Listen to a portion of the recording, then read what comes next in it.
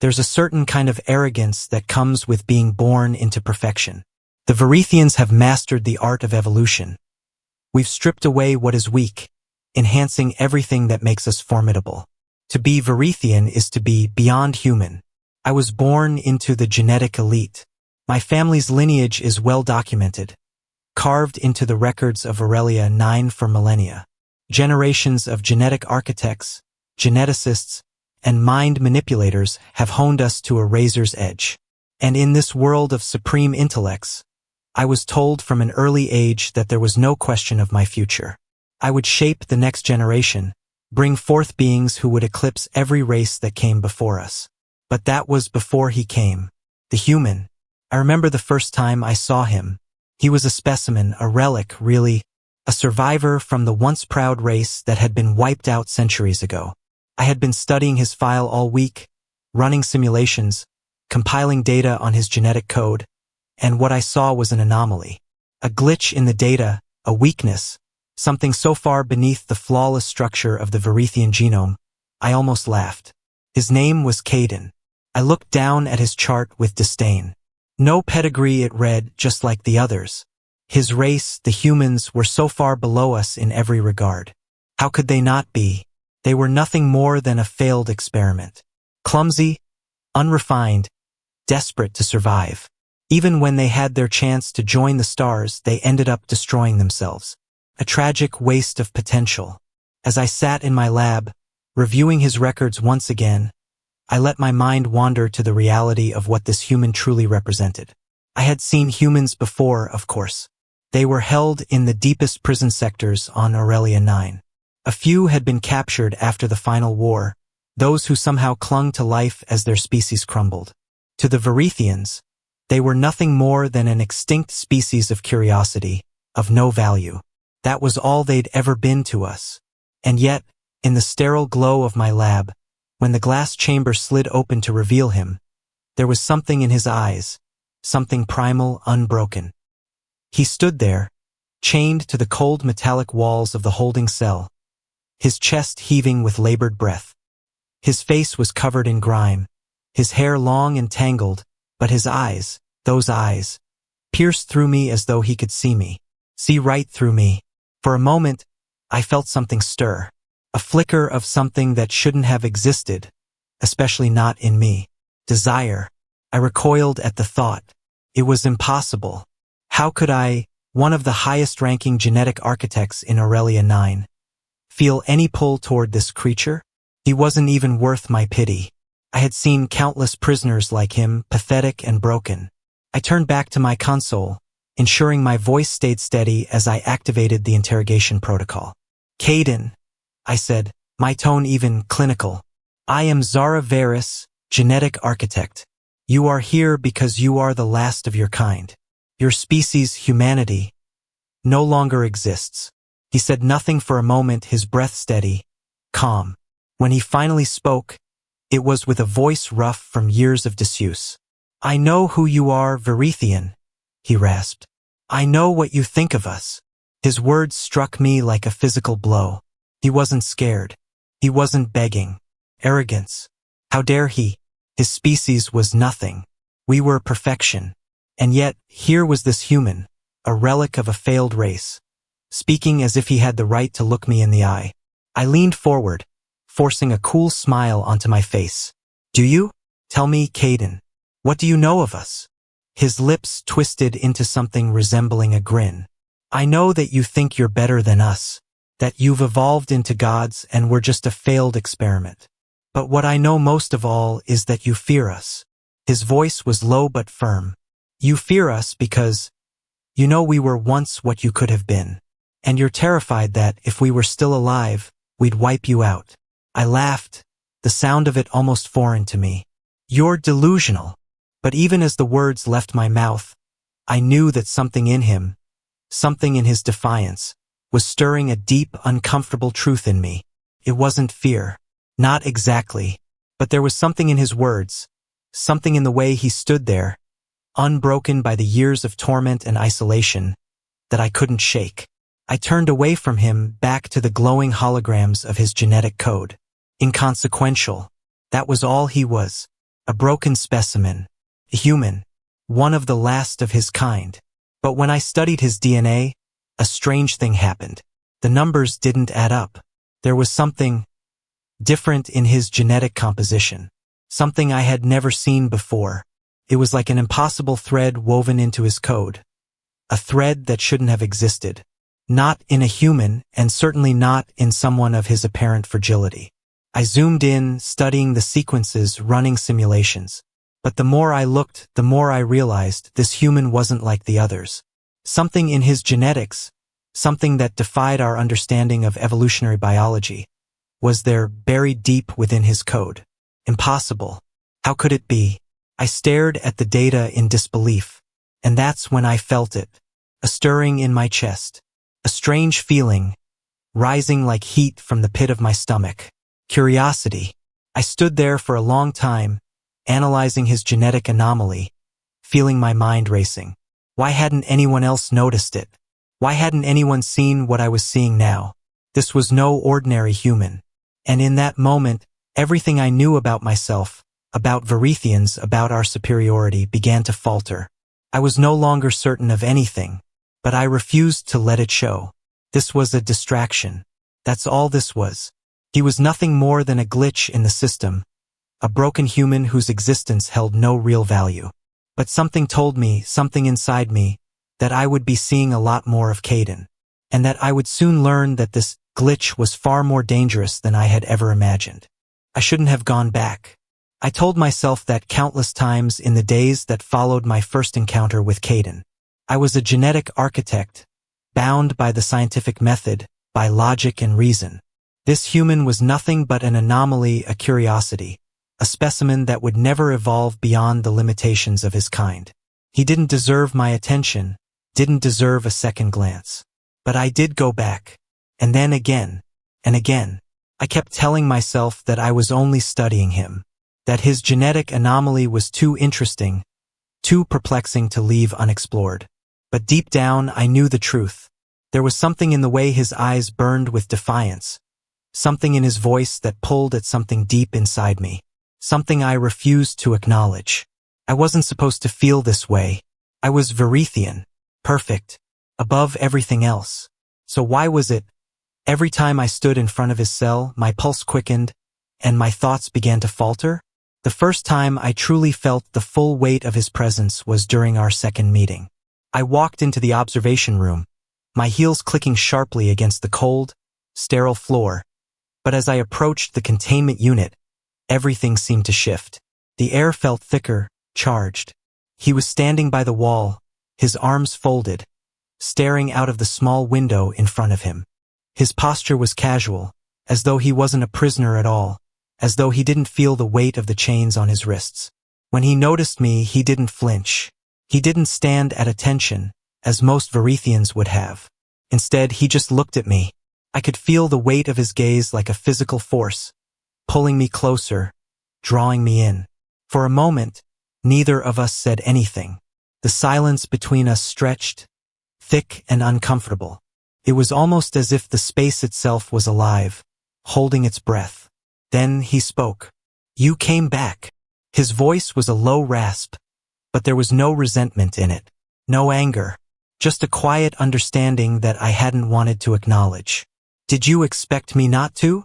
I replied, surprised by the edge in my own voice. He smirked. "No, I knew you would." The Varethians always returned to their toys. I felt my chest tighten at the word toys. He was right in some ways. We had treated his people like nothing more than objects to be studied, manipulated, dissected. But he had no right to speak to me that way. I stepped closer to the glass that separated us, watching as his eyes flickered with something I couldn't quite place, something that was equal parts challenge and curiosity. I wasn't sure what it was about him, but it made me want to reach through the barrier and tear apart his defenses, find the cracks, the vulnerabilities, and expose them. I hated that I felt that way. I hated that I couldn't ignore him, couldn't pretend that I wasn't intrigued. But that was exactly what he was, an intrusion, a disruption to my world, to my carefully constructed identity. "You're more than just a specimen, aren't you?" I asked, trying to keep my voice steady. There's more to you than what your genetics tell me. He raised an eyebrow, his lips curling into a half-smile. Now you're starting to see it. You've been so busy looking at my DNA, you haven't even bothered to look at me. His words struck me harder than they should have. My mind, ever analytical, wanted to dismiss his arrogance, to dismiss the fact that there was something in his words that made sense. But there was no denying it. I stepped back, breaking the moment, needing to regain control. Enough, I said, my voice cold, distancing myself from the strange discomfort he had caused. I'm here to study your genetics, not to entertain you. Caden didn't respond right away. Instead, he leaned against the wall, his expression unreadable. And for a moment, I thought he might let me walk away, let me retreat into my comfortable, sterile world where I could control every variable, every outcome. But then he spoke again, his voice soft yet somehow piercing. You're afraid of me. I froze.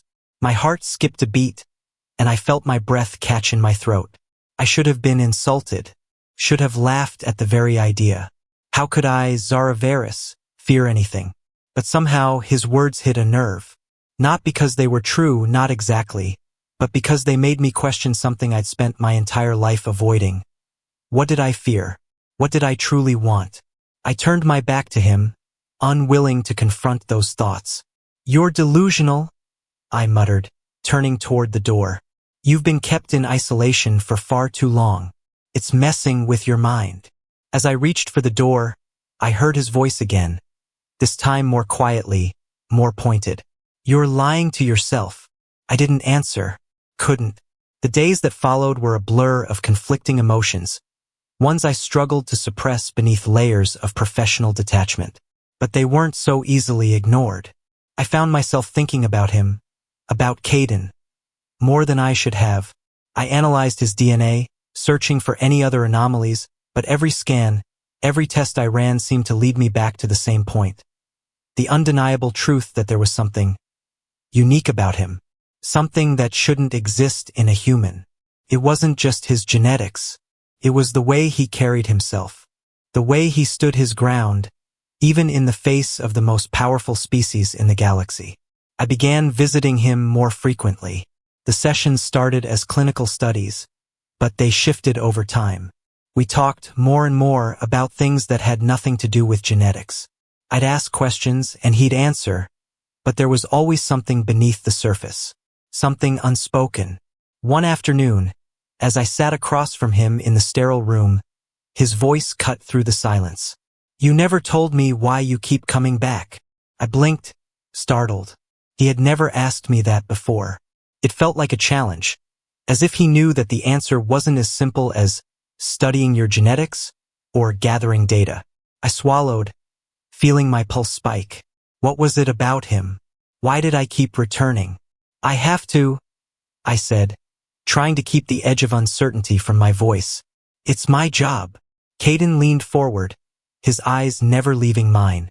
You could walk away, Zara. Nothing's stopping you. The words stung, but there was a truth to them. I could leave. I could report my findings to the council, file my data, and forget about this human and his strange, undeniable presence.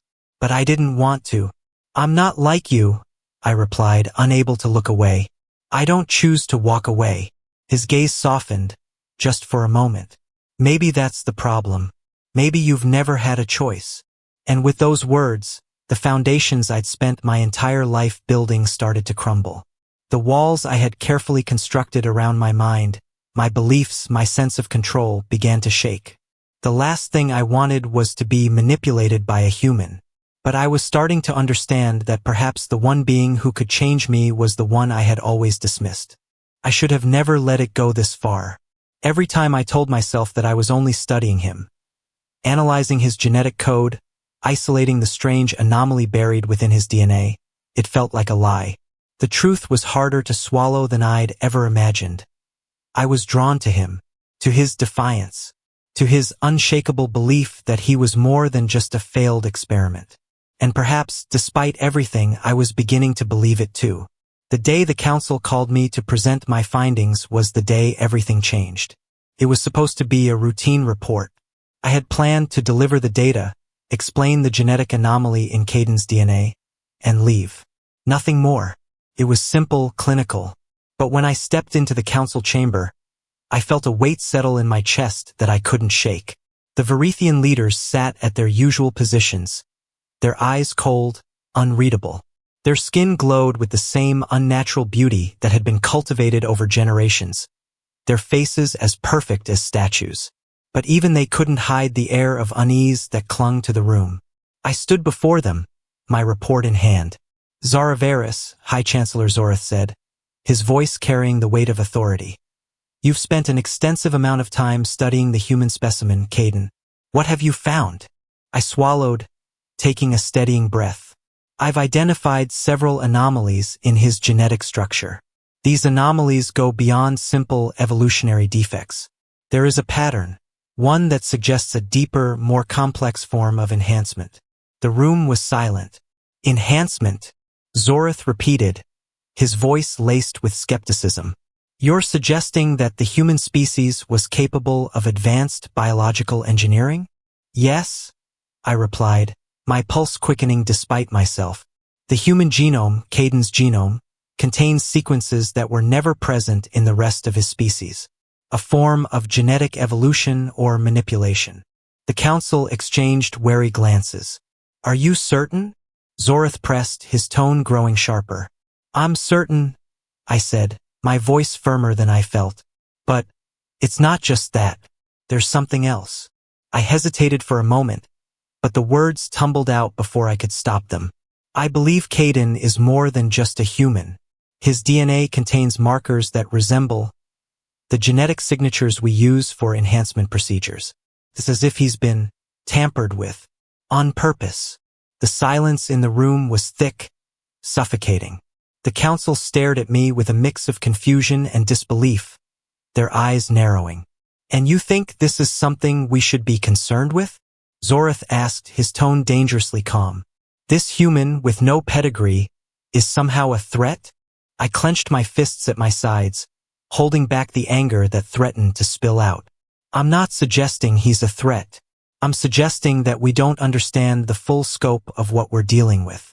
His genetics are unlike anything we've seen before. He could be the key to something far beyond what we've been capable of. Enough, Zorith said, his voice cold. You've made your case, but I don't see the relevance. The human species is extinct. There's nothing of value left in them. I wanted to argue, to shout, but I stayed silent, knowing that to speak any further would only seal my fate. The council dismissed me with a wave of Zorith's hand, and I turned to leave, my heart pounding in my chest. But just as I reached the door, Zorith's voice stopped me. Zara, he said, his tone low, almost warning. If this obsession with the human continues, it will reflect poorly on you. You understand that, don't you? I nodded without turning around. But inside, something broke. I should have walked away. I should have stopped. But I didn't. Over the following days, I couldn't stop thinking about Caden.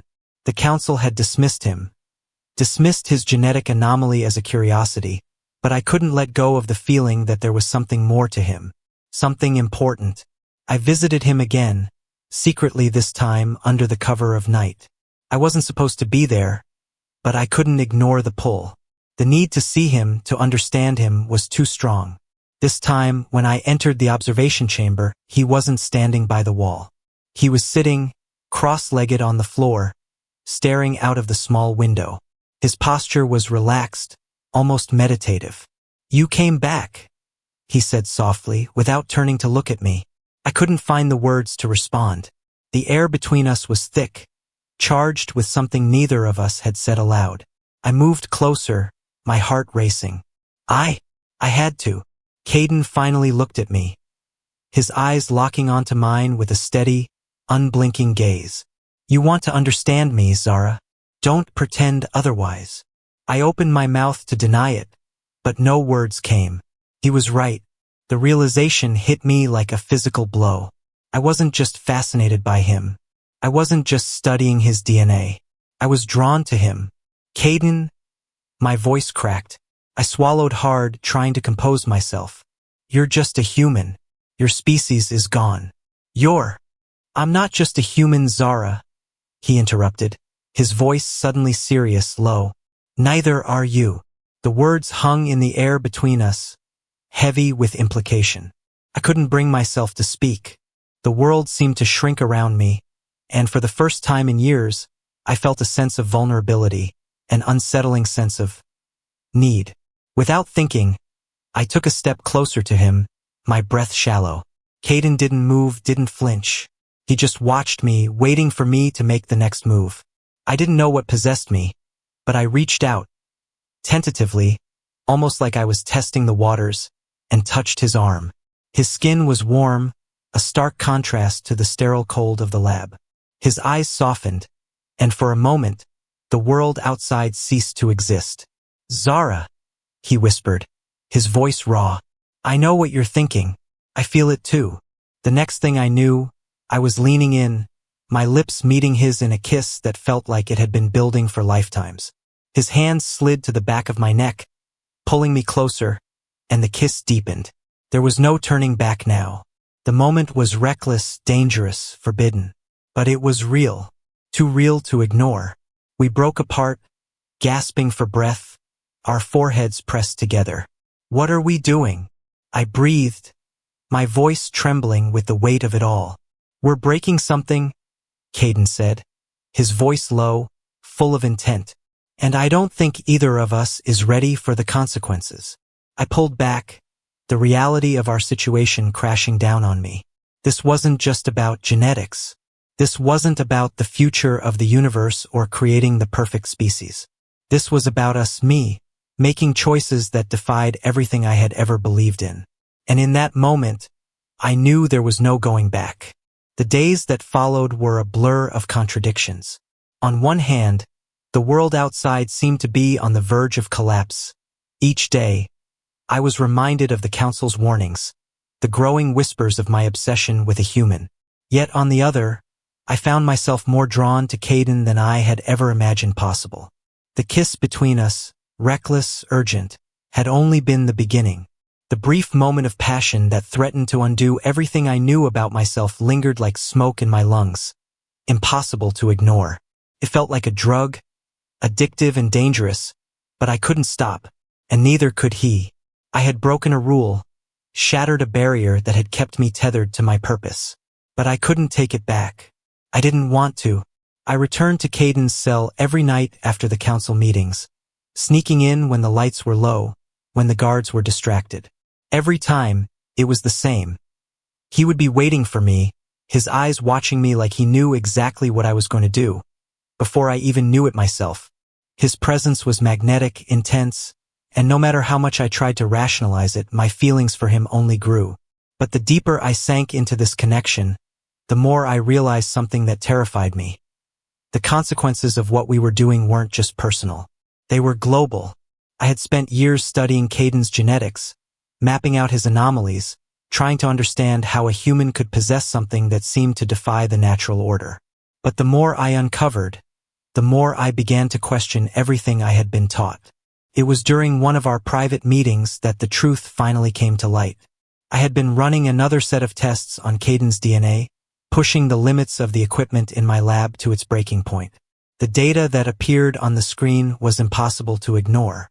For the first time, the patterns in his genome no longer looked random. They were deliberate. This wasn't just a result of some accidental mutation. No, something had intentionally altered his genetic code. And the source of that alteration was Verithian. I stared at the screen, my breath catching in my throat. There was no mistaking it. The sequences in Caden's DNA were far too sophisticated, too precise, to have come from a human source. The technology required to manipulate DNA like this, it was ours. The Verithians had created him, had engineered his species to become something else entirely. I rushed to the archives and dug through every file I could find on the human race, their evolution, their attempts at space travel. But there were gaps, huge gaps, in the records. The more I searched, the more I realized that the history of humanity had been deliberately erased from the official Verithian records. We'd done this. I ran my hand through my hair, feeling a knot form in my stomach. What had we done? Why? And how had Caden been involved in all of this? That night, I found myself standing in front of Caden's cell once again. But this time, I didn't enter right away. I had to make sense of everything I'd uncovered, process the weight of it. His eyes met mine through the glass. He had known I would come. I had no doubt about that. It was as if he'd always been waiting for me to uncover the truth. When I finally entered, he didn't say a word. He simply sat on the edge of his cot, his expression unreadable, his posture relaxed, but his eyes filled with that unspoken understanding. Caden, I began, my voice shaking despite myself. I need to know. What do you know about your creation? About what happened to your species? For a moment, he didn't respond. He simply watched me, his gaze unwavering. It was as though he was weighing whether to answer me or let the silence speak for itself. You've discovered it, haven't you? He finally said, his voice low, steady. I nodded, feeling a coldness settle over me. Your genome, it's Verithian. You've been modified, engineered. He sighed, a faint smile tugging at the corner of his lips. I was hoping you'd figure it out sooner. You're not human, I said, the words coming out almost like a confession. It was more of a statement than a question, but I needed to hear him confirm it. No, I'm not, Caden replied. But I wasn't always like this. I felt my stomach twist. What do you mean? What happened to you? Why would the Verithians do this? He stood up slowly, moving closer to the glass, his eyes intense, filled with something I couldn't name. You're asking the wrong questions, Zara. The real question is why they did it.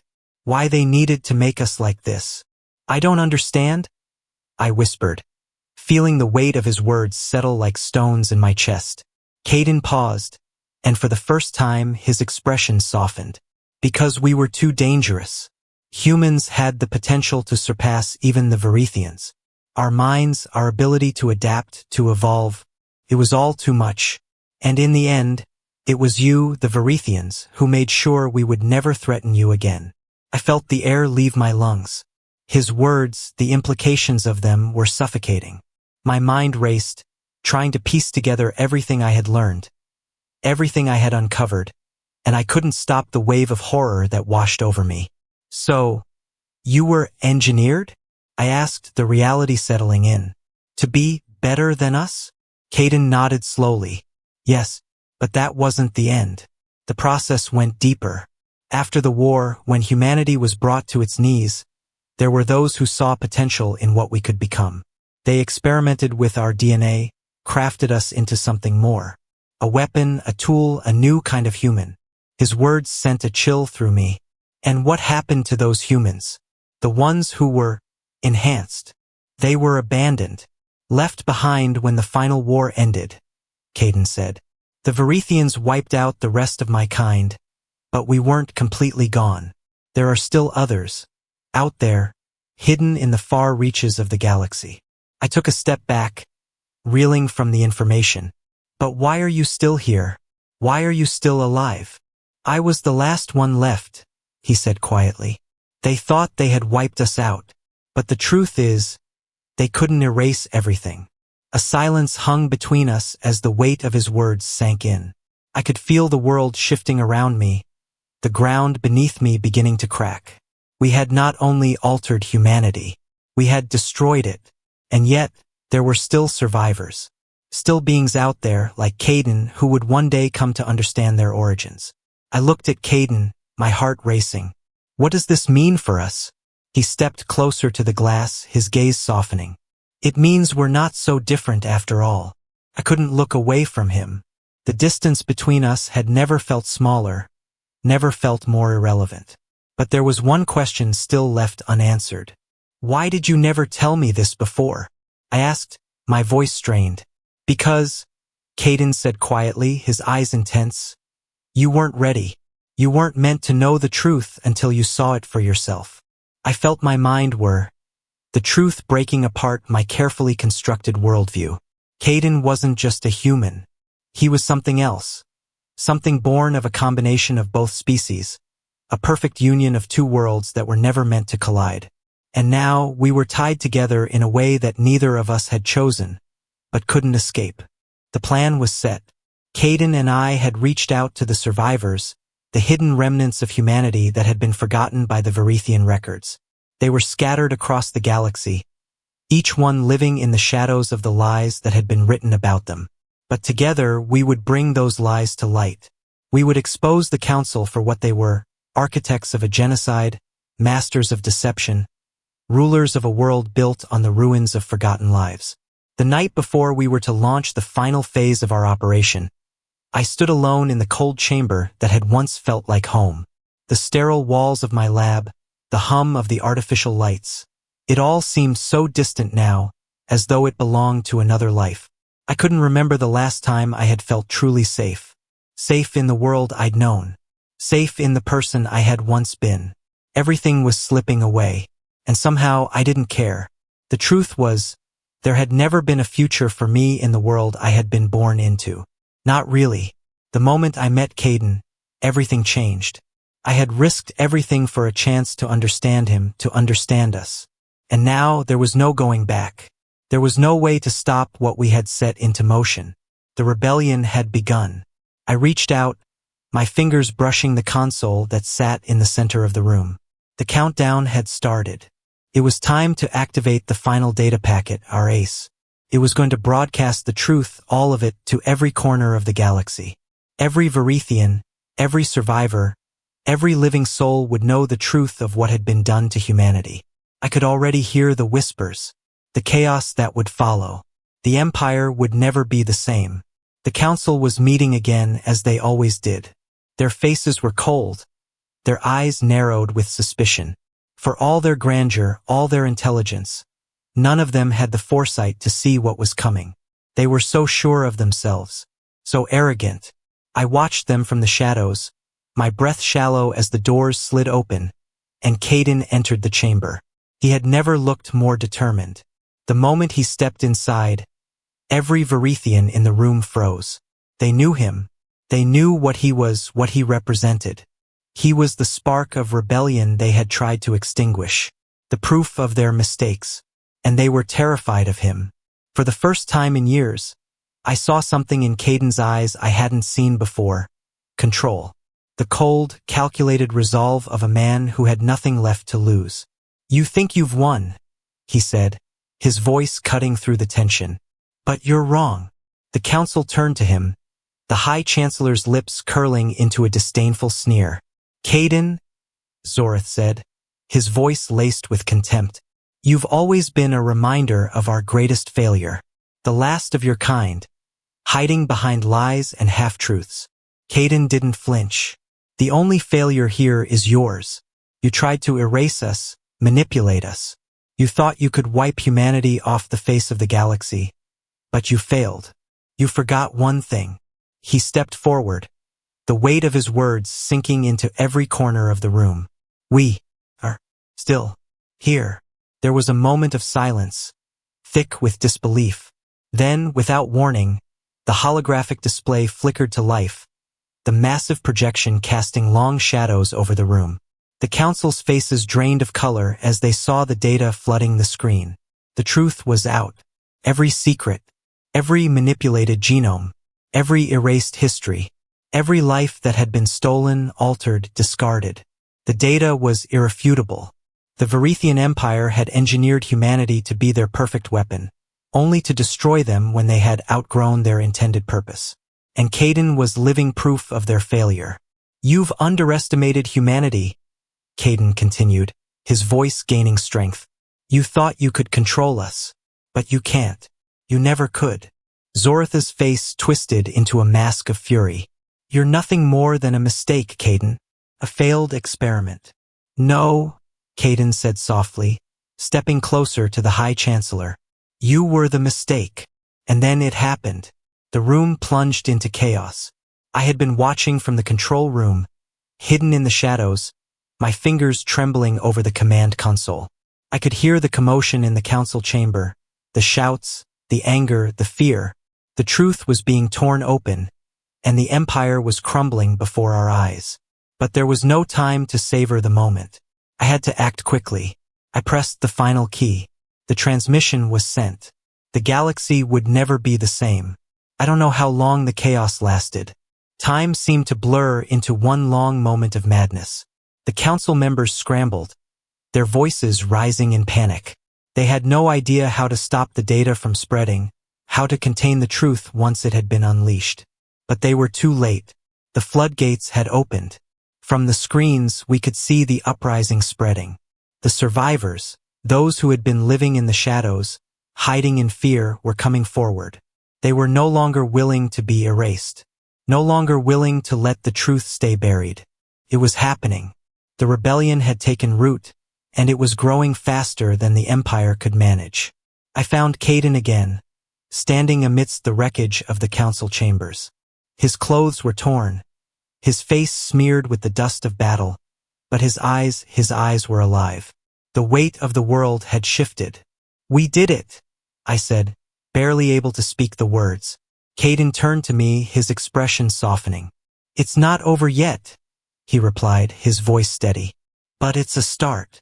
I stepped toward him, my heart racing as I took in the man standing before me. No longer just the last human, the last remnant of a species that had been discarded. He was something more now. He was the symbol of resistance, the one who had broken free from the chains of the past. And I was by his side. "We have to keep going," I whispered. "We have to make sure this never happens again." Caden's hand found mine, and for a moment, there was no war, no rebellion, no empire. There was just us. "You don't have to fight alone," he said, his voice softer now. "We'll rebuild together. We'll make sure the truth is never forgotten." And as we walked out of the council chambers, I knew the future was uncertain. I didn't know where it would lead, but for the first time I felt like I had a place in it. A future. And with Caden by my side, I knew we could face whatever came next. Together. The galaxy was never the same after that day. The truth had been revealed, and the Empire, once thought untouchable, began to crumble. Caden and I became symbols of a new beginning, a revolution that sparked hope in those who had long been forgotten. But even as the dust settled, there was still work to be done. The survivors of humanity, the enhanced humans, had to find their place in a galaxy that had rejected them. And the Varethian Empire, though broken, still loomed in the background, a reminder that peace was never easily earned. But we were no longer alone. The truth had set us free, and together we would rebuild what had been lost. The end.